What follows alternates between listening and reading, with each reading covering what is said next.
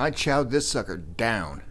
After a long day at work, I was listening to the newest episode of the Regulation Podcast, formerly known as Fuckface, on my way home.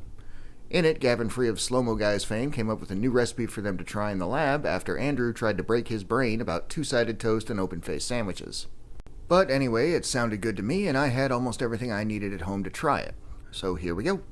Start by whipping up some mashed potatoes, either instant or from scratch. Once that's done, whip up a couple of slices of toast, and if you think those are burned, you're insane. Butter the toast as much or as little as you want, and then coat them with some of the taters.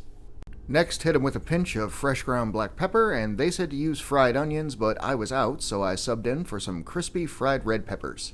And that, my friends, is the Regulation Mashed Potatoast. But I had to take things a step further, obviously, and I added 2 slices of American cheese and a quarter-pound burger patty, and let me tell you, it made it even better.